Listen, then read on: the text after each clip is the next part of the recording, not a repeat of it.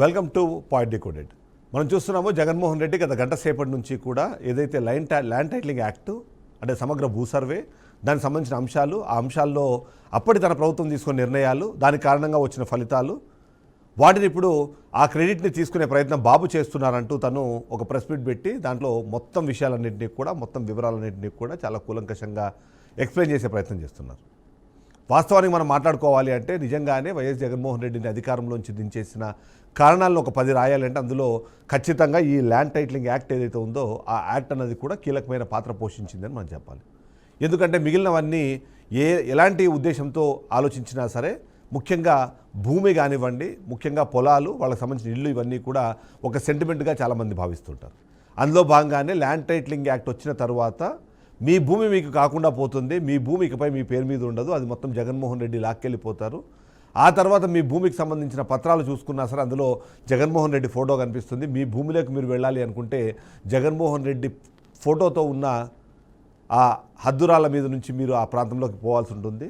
ఓవరాల్గా చూస్తే మాత్రం మీ ఆస్తి లాక్కునేందుకు జరుగుతున్న ఒక కుట్రగా దాన్ని అభివర్ణించడము, దాన్ని ప్రజలు నమ్మడము, ఆ నమ్మిన ప్రజలు కూటమి ప్రభుత్వానికి అనుకూలంగా ఓట్లు వేయడము, జగన్మోహన్ రెడ్డి అధికారంలోకి వస్తే మా భూములు ఏమైపోతాయో అని భయపడడం, ఇవన్నీ కూడా కంటిన్యూస్గా జరిగిపోయాయి.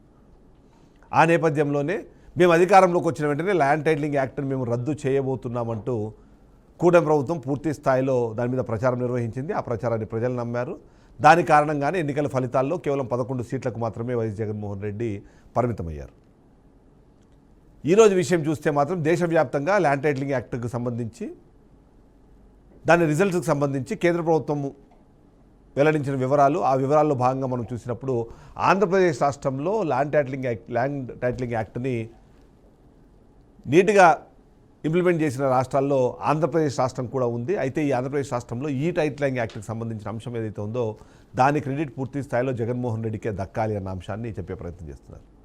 అదే సందర్భంలోనే గతంలో ఏదైతే ల్యాండ్ టైటిలింగ్ యాక్ట్ పైన సృష్టించిన అపోహలు, క్రియేట్ చేసిన అనుమానాలు, దాని కారణంగా జరిగిన ఆ పరిణామాలన్నింటినీ కూడా ఇప్పుడు ఒక్కొక్కటిగా ఆయన ఎక్స్ప్లెయిన్ చేసే ప్రయత్నం చేస్తున్నారు. సో నిజంగానే మనం ల్యాండ్ టైటిలింగ్ యాక్ట్కి వెనకాల ఉన్న ఫ్యాక్ట్లని మనం ఒకసారి డీకోడ్ చేసే ప్రయత్నం చేద్దాం. అందులో భాగంగా మనం ఫస్ట్ క్వశ్చన్ చూస్తే అసలు ఈ ల్యాండ్ టైటిలింగ్ యాక్ట్ అన్నది ఏంటి, దాని ముఖ్య ఉద్దేశం ఏంటన్నది మనం ఒకసారి మాట్లాడుకోవాల్సి ఉంటుంది. ముఖ్యంగా దీన్ని సింపుల్గా జనాలకు అర్థం అవ్వాలి అంటే శాశ్వత భూ హక్కులకు కనిపించడమే ఈ టైటిలింగ్ యాక్ట్కి సంబంధించిన ప్రధాన లక్ష్యంగా మనం చెప్పాలి. ఇప్పటిదాకా గెజెట్ మాత్రమే జారీ అయింది, నోటిఫికేషన్ ఇంకా రాలేదు. ఈ నేపథ్యంలో దాని మీద వచ్చిన ఆరోపణల నేపథ్యంలో ఈ మొత్తాన్ని ఒక్కసారిగా సమగ్రంగా భూ సర్వే చేసి ఎవరి ఆస్తి ఎవరిది, ఎవరి స్థలం ఎవరిది, ఎవరి భూమి ఎవరిది అనే దానికి సంబంధించిన ప్రస్ఫుటంగా వాళ్లకు సర్టిఫికేట్లు ఇవ్వడం అన్నదే ఇక్కడ. ఓ సందర్భంలో కోర్టుల అధికారాలు తగ్గించాలని చెప్పారు, అది జరగలేదు. ప్రజల ఆస్తికి పూర్తిగా భద్రత ఉంటుంది, కబ్జాదారుల ఆగడాలకు ఆస్కారం లేకుండా చేయడము, వివాదాలు తగ్గిపోయేలాగా చూడడము, కొత్త వివాదాలకు అవకాశం లేకుండా చేయడమే ఈ ల్యాండ్ టైటిలింగ్ యాక్ట్కి సంబంధించిన ప్రధాన లక్ష్యం. దాన్ని చూస్తే ప్రజల ఆస్తుల్ని కాపాడడం, వాటికి పూర్తి స్థాయిలో భద్రత కల్పించడం అన్నది ఈ యాక్ట్కి సంబంధించిన మెయిన్ మోటివ్. దీనికి తోడు ప్రభుత్వమే గ్యారంటీ సర్టిఫికేట్ ఇవ్వడము, భూ యాజమాన్యానికి నష్టం కలిగితే పూర్తి పరిహారాన్ని రాష్ట్ర ప్రభుత్వాలే చెల్లించడము అనేది ఇందులో ఉన్నది. అంతేకాని భూములు లాక్కోవడం అనేది అసలు ఈ చట్టంలో సాధ్యమయ్యే పనే కాదు. భూమి పత్రాలు ప్రభుత్వం చేతిలో ఉంటాయంటూ అప్పుడు చేసిన ఆరోపణలు ఏవవుతున్నాయి, అది అసలు నిజం కాదు. ఎవరి వద్ద అయితే భూములు ఉన్నాయో ఆ పత్రాలను భూమి స్వాధీనం చేసుకోదు, ప్రభుత్వము ఆ పత్రాలు కూడా స్వాధీనం చేసుకోదు. కేవలం రికార్డులను పరిశీలించి ప్రజలకు ఒక గ్యారంటీ లాంటి సర్టిఫికేట్ ఇస్తుంది. అదే ఇక మీకు ఫైనల్ కాపీ అవుతుంది. దాన్ని 30 రకాల పత్రాలు అంత ముందు సబ్మిట్ చేసేవాళ్ళు అవేవి సబ్మిట్ చేయకుండా ఈ ఒక్క సర్టిఫికేట్ సబ్మిట్ చేస్తే సరిపోయేలాగా ఉండే అవకాశాన్ని క్రియేట్ చేయడం. ఇక భూములు ఉంటే వాటి హక్కులను నిరూపించుకోవాల్సిన పని లేకుండా కొత్త చట్టం ప్రకారము ప్రభుత్వం వద్ద ఆ వివరాలు పూర్తిగా ఉంటాయి కాబట్టి ఎవరైనా సరే కోర్టులకు వెళ్ళినా, వాటిపైన వివాదాలు వచ్చినా వాటన్నిటికీ ప్రభుత్వమే, రాష్ట్ర ప్రభుత్వమే గ్యారంటీ సర్టిఫికేట్ జారీ చేసి ఎవరైతే బాధితులు ఉన్నారో వాళ్ళ తరపున రాష్ట్ర ప్రభుత్వమే కొట్లాడేలాగా, ఎవరైనా సరే ఒకవేళ అప్పీల్ చేసుకుంటే ఏదైనా అప్పటికే క్లెయిమ్ చేసుకుంటే వాటిని అప్పీల్ చేసుకోవడానికి 2 ఏళ్ల పాటు వాళ్ళకి అవకాశం కల్పించి, ఒకవేళ అప్పీళ్ళు అన్నీ కంప్లీట్ చేసిన తర్వాత శాశ్వత రిజిస్టర్లో దాన్ని నమోదు చేయడం అన్నది దానికి సంబంధించిన అంశంగా మనం చూసుకోవాలి. ఈ నేపథ్యంలో ఈ భూ టైటిలింగ్ యాక్ట్ ఏదైతే, ల్యాండ్ టైటిలింగ్ యాక్ట్ ఏదైతే ఉందో ఆ యాక్ట్ వల్ల మొత్తం రాష్ట్ర ప్రజలందరూ నష్టపోతారు అంటూ చెప్పడంతో పాటు దీన్ని తీసుకొచ్చింది గతంలో జగన్మోహన్ రెడ్డి ప్రభుత్వం అనే ఒక పాయింట్ తీసుకొచ్చారు. సో ఆ నేపథ్యంలో మనము సెకండ్ క్వశ్చన్ని మనము రివీల్ చేద్దాం. ఆ క్వశ్చన్ ఏంటంటే సమగ్ర భూ సర్వే చట్టాన్ని అసలు తీసుకొచ్చింది ఎవరు, కేంద్ర ప్రభుత్వమా లేకపోతే అప్పుడు అధికారంలో జగన్ ప్రభుత్వమా అన్నది. ఈ ల్యాండ్ టైటిలింగ్ యాక్ట్ అన్నది ఏదో 2019లోనో 2020లోనో స్టార్ట్ అయినది కాదు. ఈ ల్యాండ్ టైటిలింగ్ యాక్ట్ అనే చట్టం 1986లోనే ప్రొఫెసర్ డిసి వాద్వా ఏకసభ్య కమిషను అప్పట్లోనే కేంద్రం నిర్మించిన పరిస్థితి ఉంది. ఆ తర్వాత 1989లో టైటిల్ గ్యారంటీ చట్టం అమలు సిఫారసు చేస్తూ అప్పట్లో ఒక నివేదిక కూడా వచ్చింది. ఆ తర్వాత 2008లో కానివ్వండి, 2011లో, 2015లో, 2019లో 4 సార్లు దీనికి సంబంధించిన ముసాయిదా చట్టాన్ని రాష్ట్రాలకి పంపి 2019లో వచ్చిన నీతి ఆయోగ్ కమిటీ కొత్త ముసాయిదాను రాష్ట్రాలకు పంపించి తర్వాత 2024 డిసెంబర్ లోపు అమలు చేయాలని చెప్పి ఆదేశించింది. ఇది ఆదేశించడంతో పాటు ఈ ఎవరైతే అమలు చేస్తారో వాళ్ళకి స్పెషల్ ఇన్సెంటివ్స్ కూడా ప్రకటించింది. ఆ నేపథ్యంలోనే వైఎస్ జగన్మోహన్ రెడ్డి అధికారంలో ఉండడము, దానికి తోడు జగన్మోహన్ రెడ్డి సొంతంగా అదే ఆలోచన చేయడము, ఆయన పాదయాత్రలో ఉన్నప్పుడు ఈ విషయాలకు సంబంధించి ఏవైతే భూ వివాదాలు వాటి కారణంగా జిల్లాల్లోనో లేకపోతే గ్రామాల్లోనో జరిగే ఆ పంచాయతీలు గోడలు అవన్నింటినీ తగ్గించడానికి కూడా ఇది ఒక మంచి సొల్యూషన్గా ఆయన భావించారు.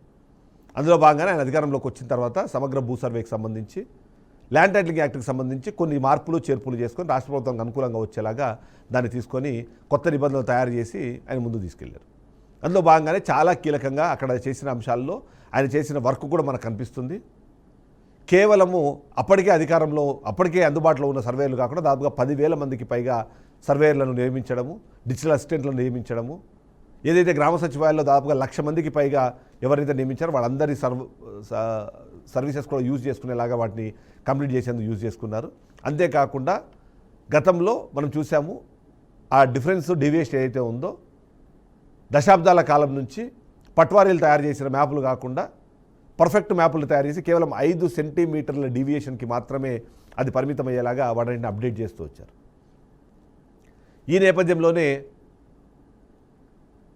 హెలికాప్టర్లు యూజ్ చేశారు, స్పెసిఫిక్గా వాటి కోసం సపరేట్గా ట్రైనింగ్ సెషన్స్ పెట్టారు.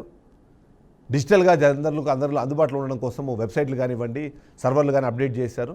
వీటన్నిటినీ కూడా క్రియేట్ చేయడం ద్వారా గతంలో ఉన్న సమస్యలు, ముఖ్యంగా పోలీస్ స్టేషన్లు, కోట్ల చుట్టూ తిరగాల్సిన అవసరం లేకుండా వీటిని ముందుకు తీసుకెళ్లారు. ఇక భూ కబ్జాల పీడ అనేది పూర్తిగా వదిలిపోయేలాగా మీ భూమి మీద ఎవరైనా వచ్చి దౌర్జన్యం చేసే అవకాశం లేకుండా కంప్లీట్ చేసుకొచ్చారు. దానికి తోడు బ్యాంకులు సైతం లోన్లు ఇచ్చే క్రమంలో కేవలం అది ఒక్క సర్టిఫికేట్ చూస్తే చాలు లోన్ ఇస్తారు, because that is your ownership, that is your title అనే విధంగా దాన్ని తీసుకొచ్చారు. ఇది మొత్తం చేసింది కేంద్ర ప్రభుత్వం నిర్ణయానుసారంగానే రాష్ట్ర ప్రభుత్వాలు దాన్ని ఇంప్లిమెంట్ చేయాల్సిన పరిస్థితి క్రియేట్ అయింది. అలా క్రియేట్ చేసే క్రమంలోనే అప్పుడు విపక్షంగా ఉన్న చంద్రబాబు నాయుడు ఓవైపు కేంద్ర ప్రభుత్వాన్ని, రాష్ట్ర ప్రభుత్వాన్ని రెండింటినీ కలిపి ఇబ్బంది పెట్టే క్రమంలో దాన్ని జగన్మోహన్ రెడ్డికి సంబంధించిన టైటిలింగ్ యాక్ట్గా చెప్పే ప్రయత్నం చేశారు. లాక్కున్నారు భూములు అనే విధంగా లాక్కోవడానికి జరుగుతున్న ఒక ఎక్సర్సైజ్గా దాన్ని ప్రజెంట్ చేసే ప్రయత్నం చేశారు. దీంట్లో జగన్మోహన్ రెడ్డి తప్పు కూడా ఉంది. అదేంటంటే ఏవైతే పట్టాదారు పాస్ పుస్తకాలపైన ఆయన ఫోటో వేసుకోవడము, జగనన్న భూ సర్వే అనే పేరుతో అక్కడ ఏవైతే మనం చెప్తున్నట్టుగా హద్దురాలు పాతడము, అంతకుముందు మనం చూసాము చాలా సందర్భాల్లో వాస్తవానికి ఒక గ్రామంలో ఉన్న భూమి కన్నా అక్కడ ఉన్న వేరే కారణాల వల్ల లోన్ల రీజన్లో కానీ మిగతా కారణాలతో కొన్ని గుంటల భూము, కొన్ని ఎకరాల భూమిని అడిషనల్గా యాడ్ చేసుకొని కేవలం వాళ్ళకి డాక్యుమెంట్లు ఉంటుంది, కానీ ఏదైతే ఫిజికల్ ఉంటుందో ఫిజికల్గా ఆ ల్యాండ్ ఉండదు, కానీ డాక్యుమెంట్స్లో చూపించుకుంటూ వాళ్ళు లోన్లు వాటిని తీసుకుంటూ ఉంటారు. కానీ ఈ సర్వే ద్వారా ఎప్పుడైతే 5 సెంటీమీటర్లకు దాని డీవియేషన్ తగ్గిపోయిందో ఈ భూములన్నీ కూడా కొద్దిమందివి పాత రికార్డుల ప్రకారం మారిపోయే అవకాశం ఉంది. కాబట్టి వాళ్ళు కూడా భయపడ్డారు. ఇక థర్డ్ క్వశ్చన్ మనం చూద్దాం. ఆ థర్డ్ క్వశ్చన్ కీలకంగా మాట్లాడాల్సిన అంశము ల్యాండ్ టైటిలింగ్ యాక్ట్ పైన జరిగిన ప్రచారం ఎలాంటిది, ఆ ప్రచారం ద్వారా అప్పుడున్న రాష్ట్ర ప్రభుత్వానికి కానివ్వండి, అప్పుడున్న ప్రతిపక్షానికి కానివ్వండి ఎలాంటి మార్పులు వచ్చాయి అన్నది. దేశంలోనే అత్యంత వేగంగా సర్వే చేసిన రాష్ట్రాల్లో ఆంధ్రప్రదేశ్ రాష్ట్రం ఉంది. దానికోసము రాష్ట్ర ప్రభుత్వం తీసుకున్న నిర్ణయాలు వాటన్నిటికన్నా ఎక్కువ అప్పుడు జరిగిన ప్రచారాన్ని మనం మాట్లాడుకోవాలి. మొదటిది ఎప్పుడైతే భూ సర్వే ప్రారంభం అయింది అనగానే మొదటగా చేసిన వ్యాఖ్య మీ భూమి మీది కాకుండా పోతుంది, మీ ఇళ్ళు మీది కాకుండా పోతుంది, మీ కింద ఉన్న భూమి అది కాస్త మాయమైపోతుంది, జగన్మోహన్ రెడ్డి మొత్తాన్ని లాగేసుకోబోతున్నారు, అంతేకాకుండా కనీసం మీరు కోర్టులకు వెళ్ళి వాడి మీద కొట్లాడే అవకాశం కూడా లేకుండా దాని అంతటినీ కూడా మార్చేస్తున్నారు అంటూ ఒక ప్రచారం పూర్తి స్థాయిలో జరిగింది. దానికి ఎగ్జాంపుల్గా ఏవైతే పట్టాదారు పాస్ పుస్తకాల జగన్మోహన్ రెడ్డి ఫోటో, హద్దురాళ్ళ మీద జగనన్న పేరు, ఇవన్నీ కూడా కలిపి అది ఆ వైపుగానే వెళ్తుందని ప్రజలు నమ్మేలాగా చేశారు. వాస్తవానికి భూమి అనేది ఒక సెంటిమెంట్, అది ఆస్తి కాదు. తరతరాలుగా వాళ్ళకు వచ్చిన ఒక ఆస్తిని వాళ్ళ లైఫ్లో ఒక భాగంగా చూస్తూ ఉంటారు. ఆ పట్టాదారు పాస్ పుస్తకాలు చాలా జాగ్రత్తగా ఇంట్లో పెట్టుకుంటుంటారు. కానీ అవి ఓపెన్ చేసి చూడంగానే జగన్మోహన్ రెడ్డి ఫోటో కనిపించేటప్పటికీ ఎక్కడ ఏమైపోతుందని భయపడ్డారు. చాలామంది విదేశాల్లో ఉన్నా సరే స్వరాష్ట్రంలోనూ స్వప్రాంతంలోనూ ఎంతో కొంత భూమి కొని పెట్టుకోవాలనుకుంటారు. కానీ విదేశాల్లో ఉన్నారన్న కారణంగా దాని మీద జరిగే ఇబ్బందులు మనం చూస్తుంటాం. కానీ అది పూర్తిగా మీది కాకుండా పోతుంది అని చెప్పంగానే ఎన్ఆర్ఐలు కూడా భయపడిన సంబంధం. అంటే ఇక్కడ చదువు లేని వాళ్ళు, చదువు రాని వాళ్ళు కాకుండా పూర్తి స్థాయిలో అవగాహన ఉన్న వాళ్ళు కూడా భయపడిన పరిస్థితి క్రియేట్ అయింది. దీనితో ఎప్పుడైతే కోర్టుల జోక్యం తగ్గేలాగా ఇందులో కొన్ని ఆప్షన్స్ ఉన్నాయో దాని ద్వారా లాయర్లు కానివ్వండి, అడ్వకేట్లు కానివ్వండి, దానికి సంబంధించిన న్యాయ వ్యవస్థకు సంబంధించి దాని మీద ఆధారపడి ఉన్న వాళ్ళు చాలామంది కూడా దాన్ని వ్యతిరేకిస్తూ అది తప్పు ఆలోచన అనే విధంగా వాళ్ళు దాని మీద ఉద్యమాలు చేసే ప్రయత్నం చేశారు. దాని కారణంగా అప్పుడు జగన్మోహన్ రెడ్డికి చాలా నష్టం జరిగింది. అయితే జగన్మోహన్ రెడ్డి ఎంతసేపు ఉన్నా సరే తను చేసే ఒక్క స్టేట్మెంట్ ప్రజల్లోకి వెళ్ళిపోతుందని, ల్యాండ్ టైటిలింగ్ యాక్ట్తో ఎవరికి నష్టం లేదని ఒక సింగిల్ పాయింట్ ఆర్డర్ చెప్తూ వచ్చారు. దానివల్ల జరిగిన నష్టము మనకి ఇవాళ కనిపిస్తుంది. దాని కారణంగా ఇవాళ గంట సేపటికి పైగా ఆయన ప్రెస్ మీట్ పెట్టి ప్రతి ఒక్క అంశాన్ని, ప్రతిరోజు జరిగిన అంశాన్ని, ఆయన చివరికి రివ్యూ మీటింగ్లో మాట్లాడిన అంశాన్ని కూడా ఇవాళ చెప్పుకోవాల్సిన పరిస్థితి ఏర్పడింది.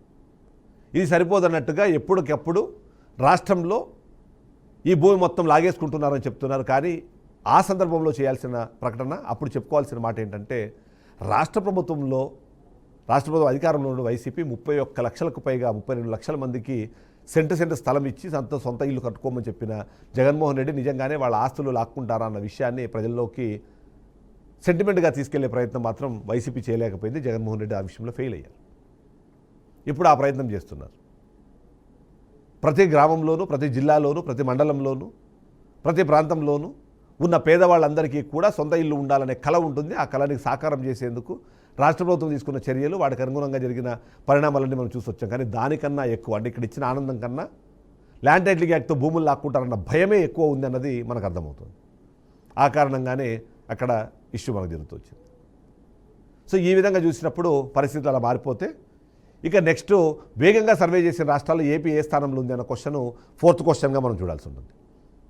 ఆ 4th క్వశ్చన్కి ఆన్సర్ చెప్పింది కేంద్ర ప్రభుత్వము. దానికి సంబంధించి ఆ ఫ్యాక్ట్స్ ఏంటి అన్న దానికి సంబంధించిన నెంబర్స్ కూడా ఇప్పటికే కేంద్ర ప్రభుత్వము కొద్దిమంది అడిగిన ప్రశ్నలకు సమాధానంగా పార్లమెంటులోనే దానికి సంబంధించిన డేటాని, డాక్యుమెంట్ని కూడా రిలీజ్ చేసింది. దాని ప్రకారం చూస్తే అతి కొద్ది రాష్ట్రాలు మాత్రమే 100% పూర్తి చేశాయి. అతి కొద్ది రాష్ట్రాలు మాత్రమే 95% పైగా పూర్తి చేసిన నేపథ్యంలో ఆంధ్రప్రదేశ్ రాష్ట్రం అన్నది ఎస్ఆర్ఓలకు సంబంధించిన ఇష్యూస్ మనం చూసినప్పుడు 290 ఎస్ఆర్ఓలకు గాను 290లోనూ కంప్లీట్ చేసి 100% అప్డేట్ చేసినది కనిపిస్తుంది మనకు. తర్వాత అదే సందర్భంలోనే మొత్తం గ్రామాల్లోనూ దాదాపుగా 2,72,000 ఎకరాలకు సంబంధించిన అంశం ఏదైతే ఉందో రాజ్యసభలో ఇచ్చిన ప్రశ్న, అలాగే లోక్సభలో ఇచ్చిన ప్రశ్నకు సమాధానాలుగా చెప్పారు. అందులో డిజిటలైజేషన్ సంబంధించి 17,564 గ్రామాలకు గాను 17,344 గ్రామాలు కంప్లీట్ చేసి 95%కు పైగానే కంప్లీట్ చేసిన పరిస్థితి కనిపిస్తుంది. ఎస్ఆర్ఓలకు సంబంధించి 100% పూర్తి చేశాము అన్నదానికి చెప్పారు. అది ఎక్కువ శాతం ఈ వరకు జరిగింది వైఎస్ జగన్మోహన్ రెడ్డి హయాంలోని. అయితే ఆ క్రెడిట్ ఇప్పుడు చంద్రబాబు నాయుడు తీసుకునే ప్రయత్నం చేస్తున్నారన్నమాట మనకు కనిపిస్తుంది. ఆ నేపథ్యంలోనే ఈ మొత్తం అంశాన్ని ఇప్పుడు మరొకసారి ప్రజలకు గుర్తు చేసే ప్రయత్నం చేస్తున్నారు. ఆ రిఫార్మ్స్ ఎలా తీసుకొచ్చారు, ఆ రిఫార్మ్స్ తీసుకొచ్చే ప్రయత్నంలో చేసిన ఎక్సర్సైజ్ ఏంటి, అప్పుడున్న సర్వే ఆఫ్ ఇండియాకి సంబంధించి వాళ్ళతో చేసుకున్న ఒప్పందం ఏంటి, ఆ ఒప్పందం ద్వారా రాష్ట్ర ప్రజలకు ఎలాంటి లాభం జరిగింది, ఆ లాభం ఇవాళ ఎలా ప్రజలకు అందించి దాన్ని క్రెడిట్ తీసుకునే ప్రయత్నం చంద్రబాబు నాయుడు ఎలా చేస్తున్నారన్న దాన్ని జగన్మోహన్ రెడ్డి ఎక్స్ప్లెయిన్ చేసే ప్రయత్నం చేశారు. సో ఆ విధంగా ఓవరాల్గా చూస్తే మాత్రం ల్యాండ్ టైటిలింగ్ యాక్ట్ ఏదైతే ఉందో దానిలోని ఫ్యాక్ట్స్ ఇవే అంటూ జగన్మోహన్ రెడ్డి చేసిన అది కనిపిస్తోంది.